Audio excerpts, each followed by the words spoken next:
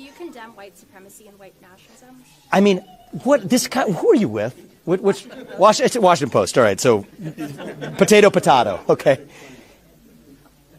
Of course, I condemn any form of vicious racial discrimination in this country. But I think that the presumption of your question is fundamentally based on a falsehood that really is the main form of racial discrimination we see in this country today.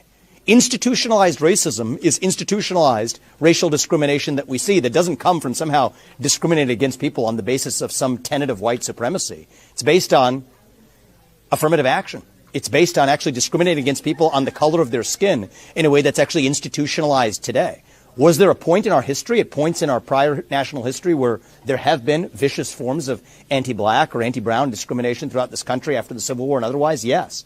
But you're looking in the rearview mirror and using that to pose a question today that is so far removed from what the reality is in America today. This myth of white supremacy, the closest you can find is Jussie Smollett, where you all were actually, speaking of trust in the media, jumping up and down over some false narrative. The best way you're able to find your best instance of white supremacy was a guy who was actually paying his other fellow people to be actually staging something that didn't happen.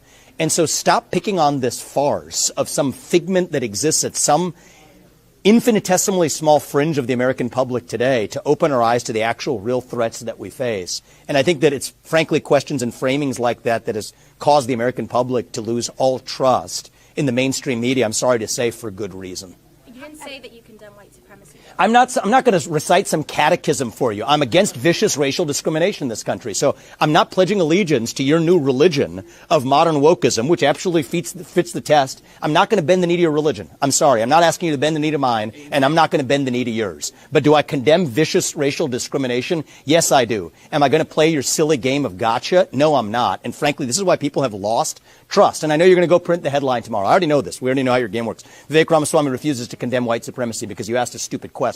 The reality is, I condemn vicious racial discrimination in this country, but the kind of vicious and systematic racial discrimination we see today is discrimination on the basis of race in a very different direction.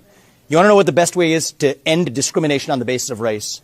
Stop discriminating on the basis of race. Do that, and we're going to move this country forward. And I don't care whether you're black or white or brown or anything in between.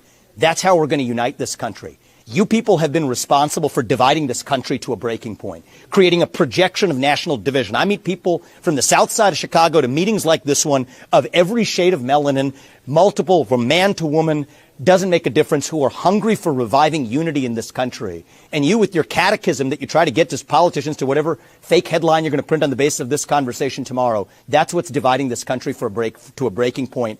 Shame on you. Look people in the eye and tell them what you've actually failed to tell them for the last 5 years. Own the accountability for your own failures as the media. That's how we rebuild trust in this country. And until then, I don't have a lot of patience to play the games.